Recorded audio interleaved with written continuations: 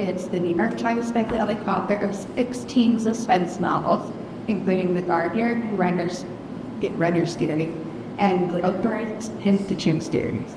Her works have been translated into 6 languages, optioned to film, and shortlisted for both the inaugural Stu Austin Memorial Award and the Europe.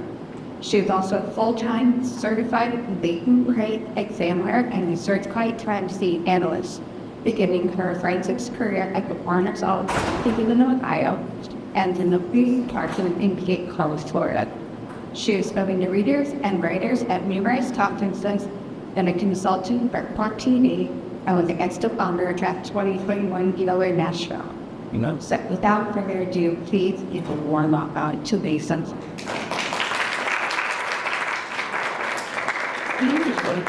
Thank you for the invitation. I have a little PowerPoint presentation because it's really difficult to talk about forensics without pictures. Forensics is pretty much what everybody wants to hear about. So I'm going to go over a number of different topics.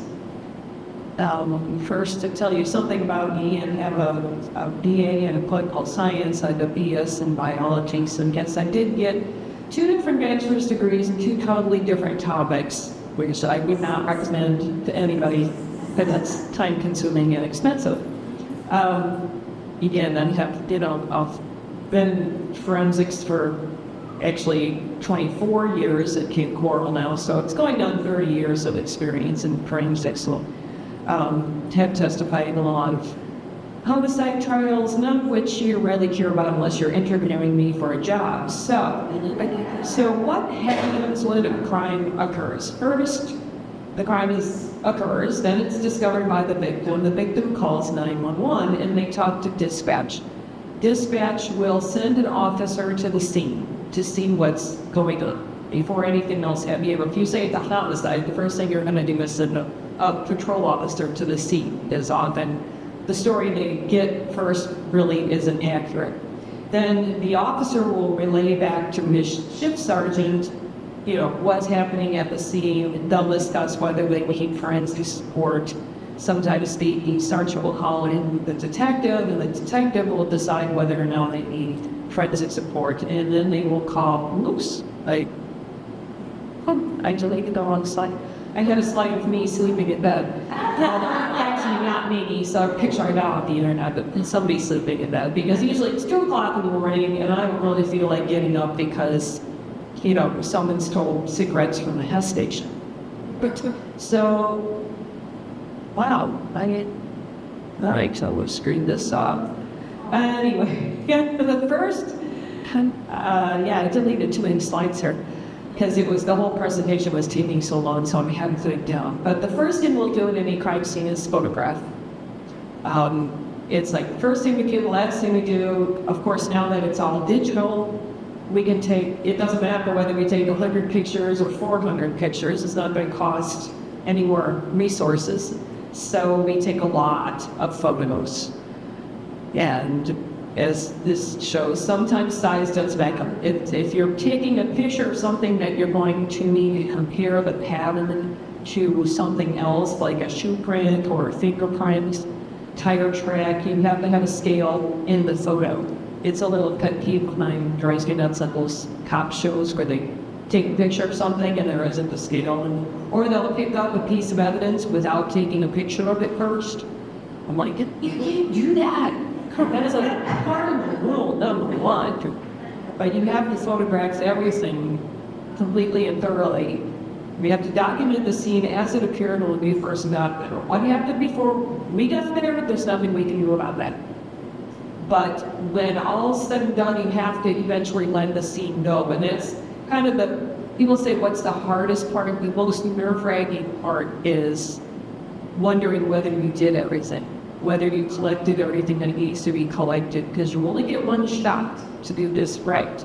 If you need to go back to that scene for any reason, you can usually need to hit research for it. You have no idea what's happened in the meantime, when the scene was not in your custody.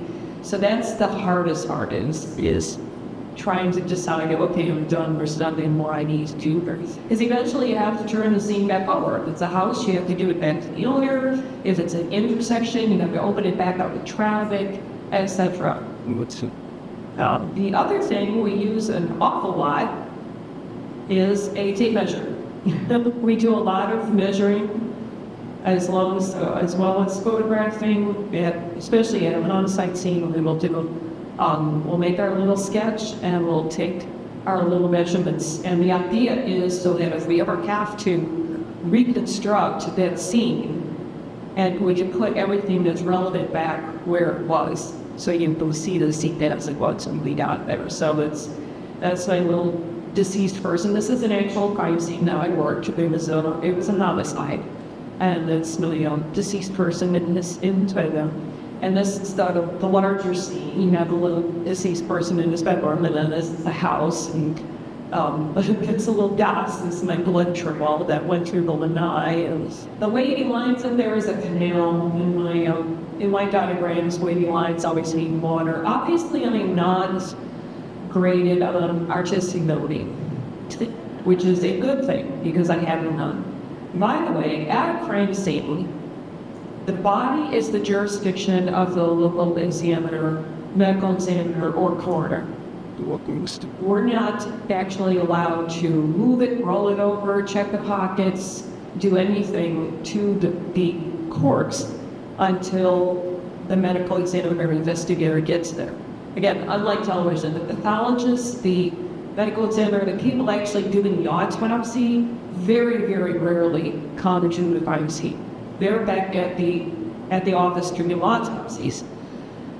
Sometimes they will, if there's something they're trying to picture about how exactly this death occurred again, well, sometimes a scene visit, usually like 2 or 3 days later after the actual crime occurs. Who actually goes to the scene is the medical examiner, investigator, the medical legal death investigators who are trained in this, and they will actually come to the scene and an estimation of what the cause of death, whether there's any foul play here, or how the person died. Everything around the body is the jurisdiction of the investigating agency, whether that's police department, sheriff's department, fire marshal, whoever's investigating the crime. So we can move, we can do everything around the body, we just can't touch the body.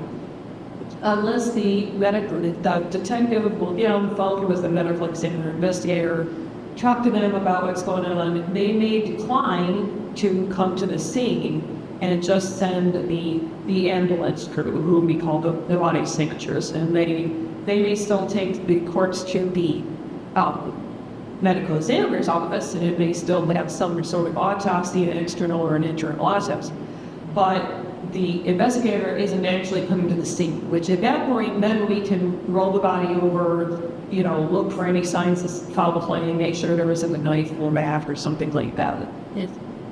Yes. Evidence can be just about anything that's relevant to a crime. When we talk about trace evidence, we're talking about usually very small things, dirt, leaves, hair. This is a close-up of hair and some fibers that we lifted with clear tape and put on some clear acetate. Gunshot residue, I know I'm kind of hopping all over here, but there's a lot of different topics in forensic science, so I'm trying to hit the ones that I know something about them. And if you know what the structure of a bullet, the bullet, the actual slug, what comes out of the end of the gun is at the top. Then there's a cartridge filled with gunpowder, and at the very bottom behind gunpowder is this primer.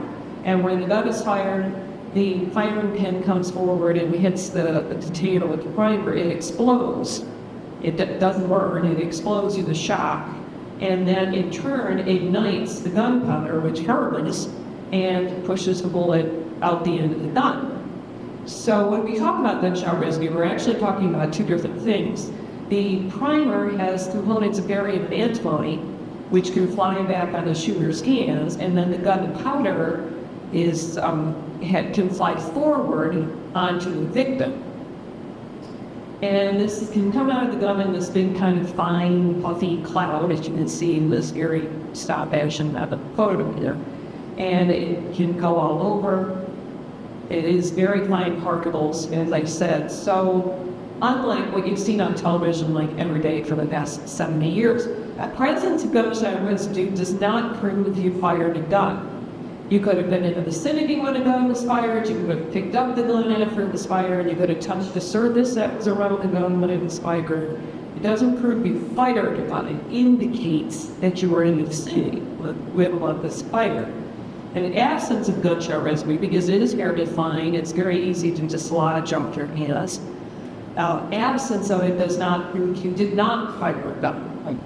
So it doesn't really prove anything either way. It may indicate, it may freak out a suspect if you tell them, this indicates that you fired a gun, but it doesn't prove anything either way, which is why Florida Department of Law Enforcement doesn't even test it anymore. Now, you can tell a lot about muzzle target distance, the distance between the end of the gun and the target, the being person or whatever. A contact wound, either in flesh or in fabric, if the gun is right up against, along with the bullet, there's all these hot gases and burning gunpowder that it can come down. But if it's got nowhere to go, it kind of goes in and then explodes back out. So you get this kind of ripping. It doesn't even look like a gunshot. You get that kind of ripping effect. A near gunshot, you have the neat little fall because it's not true attack. But you get this kind of sooty, powder-based stuff around it. That's vaporized lead as the bullet is coming down the barrel. All little tiny particles of it are getting scraped off, and it'll travel about 6 inches from the muzzle target. So that this tells you it's a near shot, but it's not contact.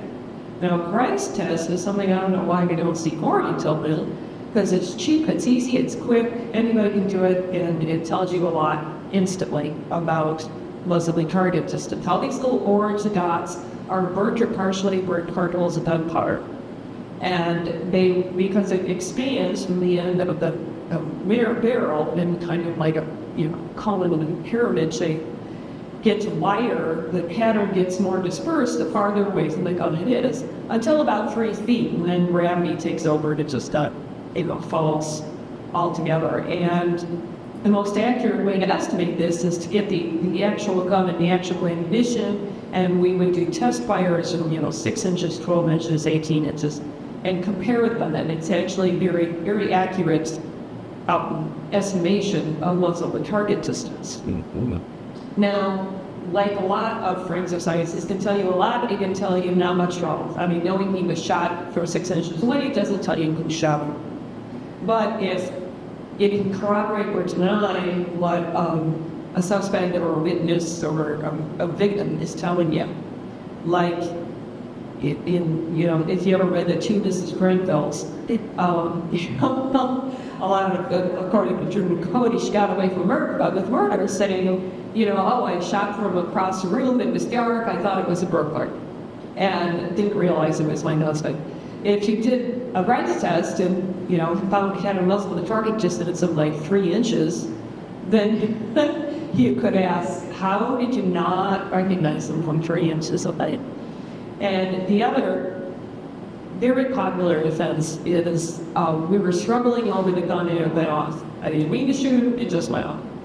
And then you do a Price test, which has no particles, which would indicate 3 feet or more between the muzzle of the target. It's like, okay, then how are you engaged in this life and death struggle if you were separated by a distance of at least 3 feet? Then hopping over to blood spatter.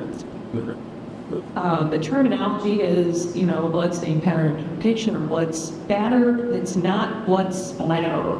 There's no L. Bloodstain pattern experts or they can have persnickety about that. And basically how we do it is we're calculating the angle at which the bloodstain struck the wall by using this little trigonometric formula with the width of the lane. And then that little tail tells you the direction to travel because the bloodstain kind of hits the wall and most of it sticks, but a little momentum keeps a little bit of it going. So we use that to trace back to the point of origin. We use the directionality to find, the point of the wall, and then we use the angle. You stick a protractor up the wall and then up against the wall, and then you're just moving the string until it's at the right angle. It's really Because then you have to pull it taut. So, if you tape it to the wall, the string slips out of the tape, and then you got to start all over. And yeah, then it's time consuming.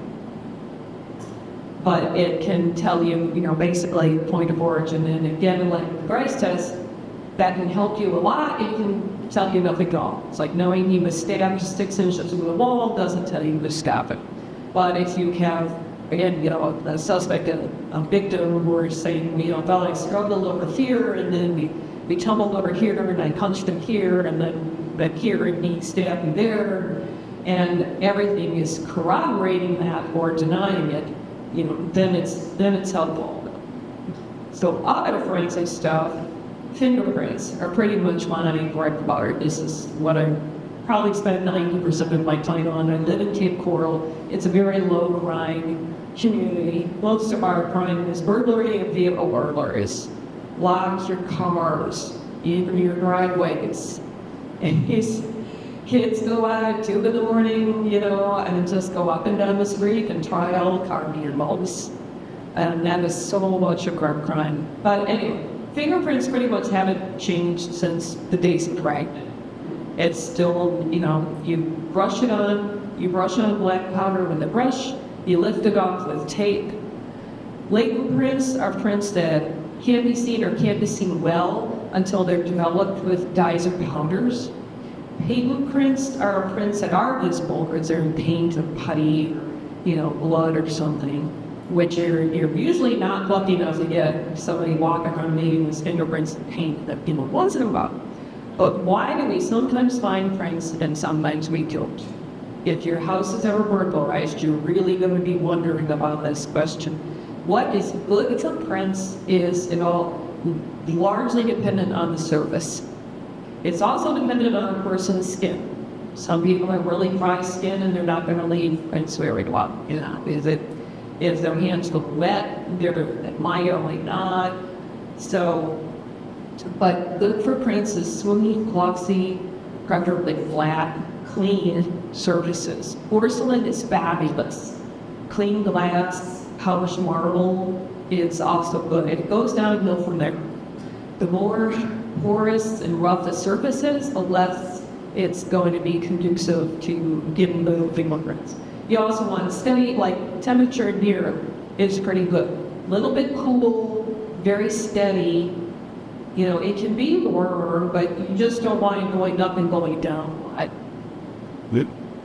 What's bad for prints is obviously rough surface, stone, upholstery, forget it. Laminate, like cabinets and things that look smooth, but it doesn't really, because the surface is just textured a little bit, because it's designed to not show prints, so you don't have to clean it constantly. High humidity, any kind of moisture is really not to sort of leaving fingerprints, because your prints are basically oil and sweat, and oil and water don't mix too well. Dirt, grease, dust, because what happens is the person's taking away dirt and dust on their fingers instead of leaving their fingerprint. Oxidize it, fences, and you cannot use powder on anything wet. If you ever had your car broken into in your driveway and you get up in the morning because you gotta go to work and you find it, and the police officer comes out and the car is still covered with dew, and he says there's nothing I can do, he's not being lazy, he's correct. There's nothing you can do. You have to, we've had to just wait until the sun comes up and his car warms up a little and the dew dries completely off, and then we can brush it with powder, because otherwise it will just smear. So how we process for prints, like smooth and glossy, back to the clean glass and the porcelain, you really can't do better than black powder. I guess it for 70 years, that's or plus, that's still your best bet. Any more porous, we can use magnetic powder, which is just black powder with some other metal in it. Why that works good on paper and cardboard and sometimes something, I don't know. It does. Prints on paper can be processed with a hydrant. It's a dye stain. It's a liquid we can spray it on. If I have a lot to do, I just pour it into a shallow baking dish, like a Pyrex glass like baking dish, and just dip the paper in it. And it's accelerated the heat. That's how we used to do it. I used to sandwich it in between clean pieces of copy paper and just use an iron, like you're ironing your clothes. Now we got a fancy oven that heats up to the specific temperature with the specific humidity, and it works a lot better to process prints. Fingerprints in blood can be dyed with a Vio black. It's another dye stain, and it will really bring out even these tiny, super faint prints in blood. But it's a liquid, and it's just this dark colored purplish black liquid that we pour on, and then you have to rinse it. So we have to rinse it with water, and it gets like there's paper towels at the very bottom of the wall. You know, if you're using something small, simple, but when you're trying to process a wall, it gets really messy. And I was showing this and describing it to a middle school one time, and this one kid said, "Why don't you just use a spray bottle?" And they were like, "Oh." So now we use a spray bottle. This is some of our prints in blood. This was an actual homicide that I worked.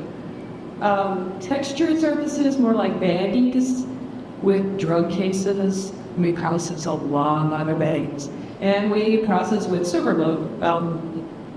When I first started, we had the little fish tank, the old fish tank, with a mud warmer in it to warm up the super glue. That was it. That was our technology. Now we have this nice fume hood. It sucks all the air out and makes it a vacuum. It's got the heat plate right in there, set to the right temperature to heat up the super glue so it'll fume. It's got a humidifier in there to give the humidity just right. And super glue it'll actually turn the fingerprints to plastic, polymerizes, that's the thing, but they turn white. So for one thing, you need to be careful about what you're processing. It's like you don't want me to process your laptop with super glue because it's probably not going to work. So, I mean, if it's broken and it's not going to work anyway, then we can't. But you have to take that into consideration. So it's actually easier to sell to a new author than someone who didn't get the bestseller list with their first book or two. So that was why we needed to change to at least black. So that it's essentially, I mean, the book was already written, so it is essentially the third book in the list of X series stuff. We just changed all the things, including them. Any other questions?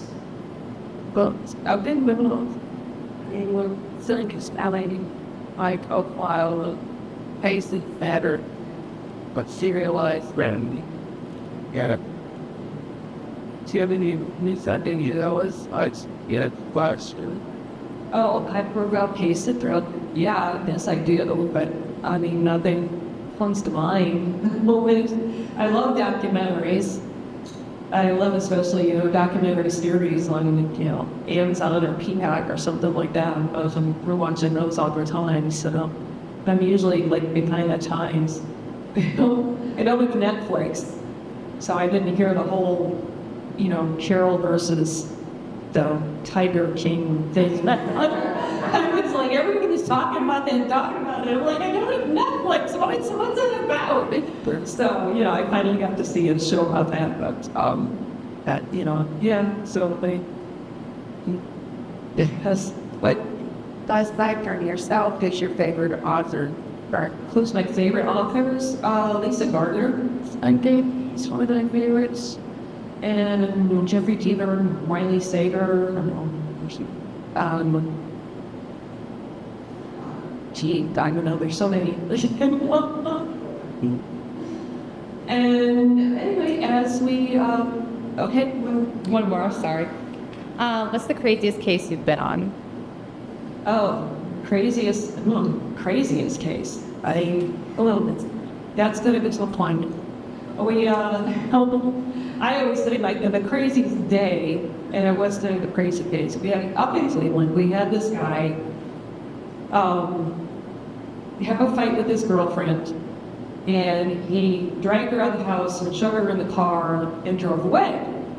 They lived in this, it's little house. And what he basically did was then they had like a little fender bender accident, and around the corner she got out of the car and he hit her with something. I don't know what. We didn't sound murder. Like he hit her with something that killed her, pretty good. So then he goes back home. He gets nervous. He thinks his neighbors are going to call the cops on him for domestic violence because they saw him drag her out of the car. So he goes to the Cleveland Police Department. They tried to turn himself in for domestic violence. And they say, where do you live? And he says, Amherst. And they said, no, you're not in Cleveland, you live in East Cleveland. So he's like, okay. So he goes to the East Cleveland Police Department, tries to turn himself in for domestic violence. And they were like, okay, what's your address, where you live? And he answered on that. I said, no, you don't live near Cleveland. So he goes back to Cleveland, tells them again, he turns himself in for domestic violence. So this time they take his report, and, they don't have a complainant. So they're like, okay, so we took a report, and you've been home. So he goes home, but he's still nervous, because he just killed somebody, so he's still safer. So he goes out and finds the body, and then calls the cops again, saying, someone murdered my girlfriend.